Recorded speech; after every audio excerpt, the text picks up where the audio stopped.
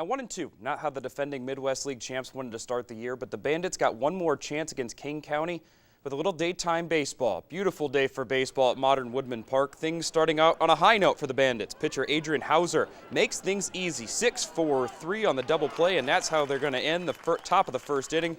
Beautiful stuff, but not so easy for the Cougars in their half.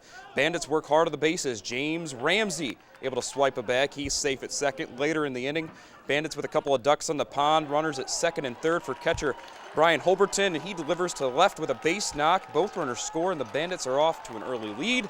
That would hold. They get 5 runs in the 7th and end up winning 7-3. Now, more Sunday baseball for you. This time we head out to Pittsburgh, where the Cards were visiting the Buccos.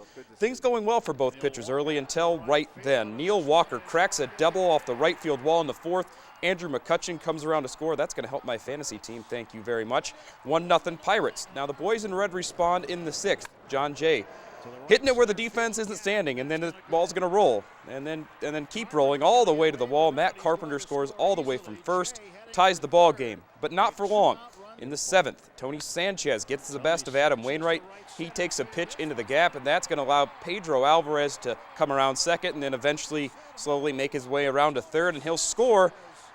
And that 2-1 lead would hold into the 9th. Jason Grilly comes on. He gets his first save of the year, and the Pirates get a win on getaway day.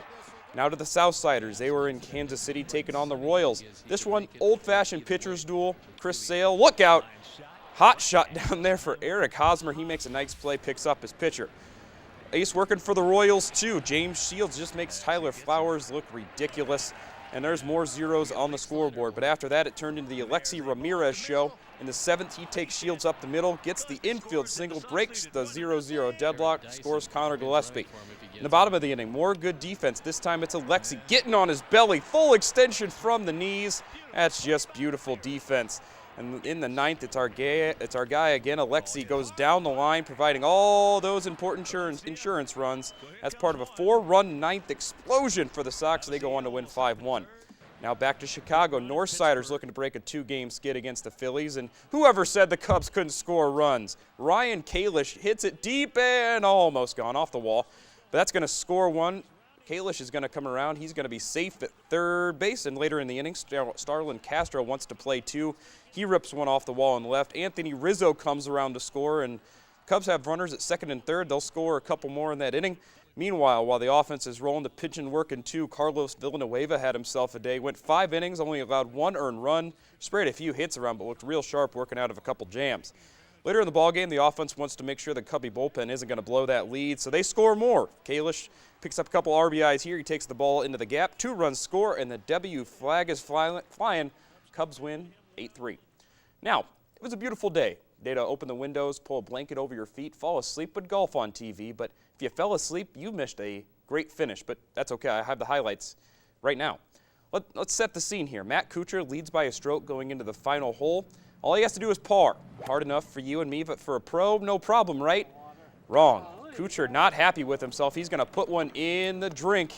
He'd end up bogeying the hole. Now we're going to go to a playoff with Matt Jones on the first playoff hole. Jones has to put it close, about 20 yards out. Little pitch and run, gets it up onto the green. He's got to get it close. He's got to putt in that par, right? No. Leave the putter in the bag. He buries it.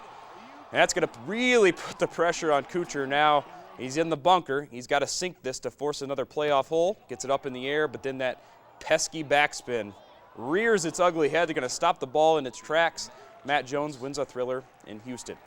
Now, nobody wants to think about ice. It's really warm out. We don't want to worry about that stuff anymore, but the Mallards are still playing. Last night, they were looking to even up a playoff series against the Rapid City Rush in the President's Cup playoff.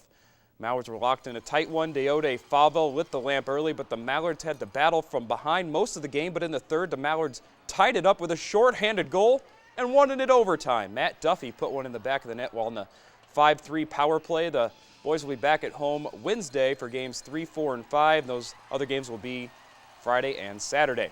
Now to the professionals. Blackhawks playing the Blues. Some daytime hockey on a Sunday, both looking for wins.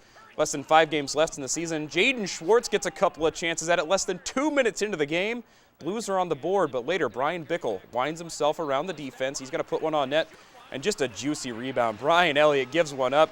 Jeremy Morin says, yeah, I'll put that in the net. Thank you very, very much. And later it's Morin again.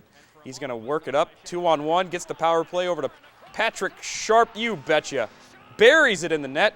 Blackhawks win 4-2, and in the NASCAR, their race was postponed to today. That race will happen at 11 o'clock. That's it for sports. We'll be right back.